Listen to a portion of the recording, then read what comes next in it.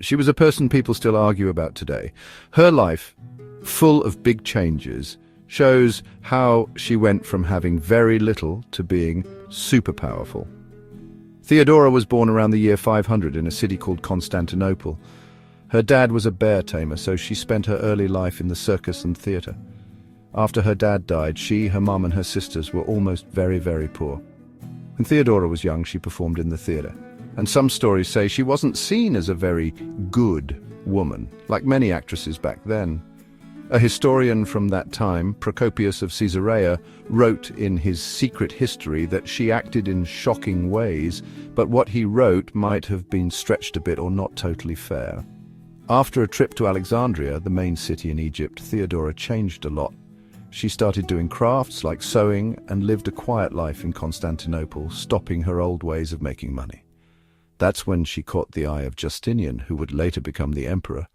He wasn't just charmed by Theodora, he was amazed by how smart she was, how strong she was inside, and how well she understood people. There was one big problem. Marrying a former circus performer and actress was a big no-no for a future emperor. But Justinian didn't give up. He talked Emperor Justin I into changing the law that stopped people from lower classes from marrying important people. In the year 525, Theodora became Justinian's wife, and in 527 she became the empress. She got the title Augusta and had real power in the palace.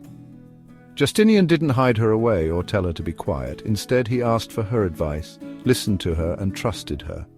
Theodora was very involved in running the empire. And during the Nika riots in 532, when Justinian wanted to run away to save himself, she insisted they stay and stop the rebellion. She said, "For someone who has once been a ruler, it's unbearable to be a runaway." Her strong will helped them keep their power and made things calm in the country again.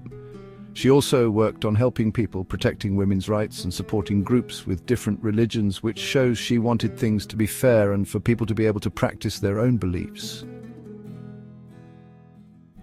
She died in the year 548, and Justinian lived for 17 more years, all alone, staying true to the woman he loved. Theodora became a reminder that where you're born doesn't decide your life, but the power of your choices does. Now,